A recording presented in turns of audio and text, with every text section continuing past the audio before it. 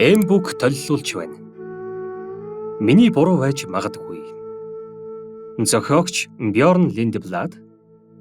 Орчуулсан Эдэр цогтын мөнх цог. Өгүүлэгч Энх болтын алтан гэрэл.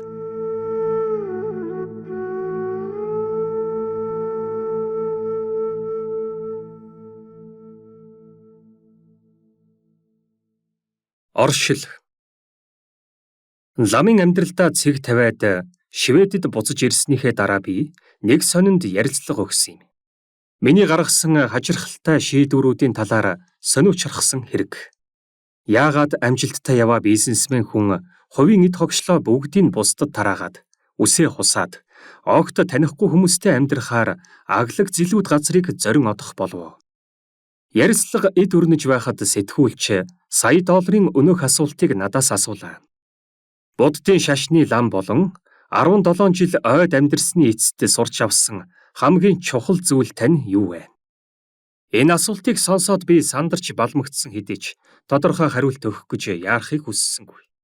Өөдөөс минь хараад сууж буй сэтгүүлчид дотоод сэтгэлийн талаар чин сэтгэлээсээ сонирхсон шинж огт ажиглагдаагүй юм. Ламын амьдралаар амьдрахдаа ямар зүйлсээс татгалзах хэрэгтэй болсныг минь сонсоод гайхшралд орсон эргэлзээгүй. Аргагүй дээ. Би ямар ч хөрөнгө мөнгө, секс, гар хангалга, телевиз, уран зохиол, архи дарс, гэр бүл, амралтын өдөр, орчин үеийн техник хэрэгсэлгүйгээр бүр юу идэхэ, хизээ идэхэж сонголгүйгээр амьдарч ирсэн юм чинь. 17 жилийн турш өөрийнхөө сонголтоор. Тэгэд би энэ бүхнээс юу олж авсан юм бэ? Миний хувьд шударга байх гэдэг маш чухал асуудал л да. Тиймээс би хариултаа өөрт минь туйлын үнэн байхыг хүссэн бөгөөд дотгош өнгөтөл төдий удалгүй дотоод анир чимээгүйгээс минь хариултч гараад ирсэн юм. Бүхэл бүтэн 17 жилийн турш өдөр бүр дотоод сэтгэлийн талаар дасгал сургуулалт хийсний эцэст олж авсан хамгийн үнцэнтэй сургамж бол өөрийнхөө бодол бүрт итгэхээ болсон явдал юм. Энэ л миний супер хүч билээ. Хамгийн гайхалтай нь энэ бол хүн бүрийн супер хүч юм. Таны ч мөн адил. Хэрвээ та түүнийгээ алдчихсан бол супер хүчээ дахин нээж илрүүлэх замд тань би тусалж, таны хөтөж болж чадна гэж найдаж байна. Дотоод сэтгэл болон хувь хүний хөгжил талаас өсөн дэвжихийн тулд олон жилийн турш тасралтгүй хичээж зүтгэснийхээ хүчинд олж мэдсэн зүйлсээ бусдад хуваалцах боломж олон тохиосон нь надад олдсон асар том аз завшаан билээ. Тийм боломж бүр надад гүн гүнзгий утга учиртай мэт санагддаг байсан. Надад дэм болсон, амьдралыг минь илүү хялбар болгосон, намайг өөрөөрөө байхад минь тусалсан маш олон зүйлсийг надад өгчээ. Хэрвээ би азтай бол, та ч бас энэ номоос өөрт хэрэгтэй ямар нэгэн зүйлийг олж авах болно. Номон дох ойлголтуудын зарим нь миний хувьд маш чухал ач холбогдолтой билээ. Бодсноосоо эрт үхлийн хүлээлгийн өрөөнд орсон сүүлийн 2 жилд ялангуяа бүрч их чухал санагдсан юм. Магадгүй энэ төгсгөл байх л да. Гэхдээ бас эхлэлч байж магадгүй. 1-р бүлэг сэрх үе. Би 8 настай байсан юм. Дахиад л би хамгийн эрт сэрсэн нь байв. Шведийн зүүн өмнөд эргийн Карлскроно аралд байрлах өвөөгийнхөө байшинд гүйрэн дүү нийлсийг сэрхийг хүлээж байлаа. Галт тогооны цонхны дэргэд зогсох үед гэнэт миний доторх бүх дуу чимээ анир чимээгүй болон хувирв. Бүх юм намгүм. Цонхны тавцсан дээрх талах шарагч маш сайхан харагдаж, амьсгал авахаач мартав. Цаг хугацаа зогсов. Бүх зүйлс гялалзаж байгаа мэт. Өглөөний саарал тэнгэрт харагдах хэдэн үйл доош инээмсэглэн харна.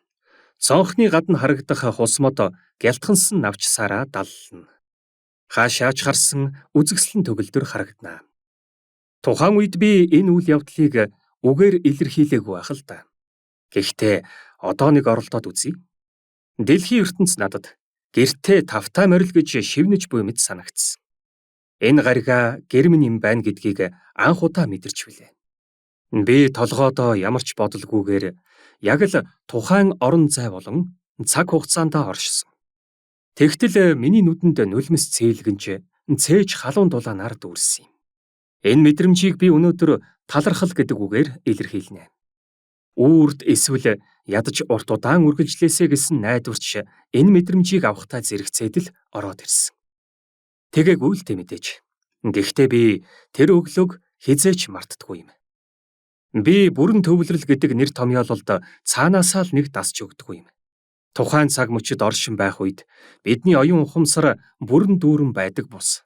Тухайн цаг мөчид оршин байх үед бидний оюун ухамсар бүрэн дүүрэн байдаг бус. Харин ч эсэргээр хүн бүрийг бүх юмсыг багтаах үз орон зайтай, хоосон, том байдаг. Ухамсартай байх гэж хэлэх үед амар тайван байдлыг бус. Хичээл зүтгэлийг илэрхийлж байгаа мэт сонсогддог учраас би ухамсар гэдэг өөр үгийг ашиглах дуртай. Бид ухамсарлаж, ухамсартайгаа үлдэж, бид ухамсартай байдаг. Өмнө дурдсан Карлс Коронад тохиолдсон өглөөний явдал сэрхүү байсан юм. Яг л ямар нэгэн зөөлөн зүйлд өлгийдүүлж байгаа мэт мэдрэмж байсан. Бодол, мэдрэмж, бие махбодын мэдрэхүүнүүд бүгд яг л байгаагаараа хүлээн зөвшөөрөгдөнө. Ингэснээр биднийг багахынч болов том болсон мэт санагдуулна. Өмнө нь анзаарч байгаагүй эргэн тойрондох дотооддоо байгаа зүйлсээ анзаарна. Яг л дэргэд чинь үргэлж хамт байдаг үл үзэгдэгч найз мэт дотн мэдрэмж. Таны байгаа байдал бусад хүмүүстэй харилцах харилцаанд нөлөөлдөг гэдгийг хэлэх нь илүү зүйтэй. Бид бүгд л оюун бодол нь одоо цагт байхгүй хүнтэй хамт цагийг өнгөрөөх ямар байдгийг мэдэн шүү дээ. Ямар нэг зүйл дутуу байна гэсэн шаналгаатай мэдрэмж үргэлж мэдрэгддэг. Жаахан хүүхдүүдийг харахаар үүнийг бүрч ухаардаг. Хүүхдүүд бидний аналитик ур чадварыг төдийлөн тоолгүйгээр биднийг яг одоо гих цаг мөчтөө байгаа эсхийг маш гайхалтайгаар мэдэрдэг. Тэд биднийг худал дүр эсэх хийгч, бодол санаа өөр газар байхыг ч мэдэрдэг. Амьтад ч мөн адил.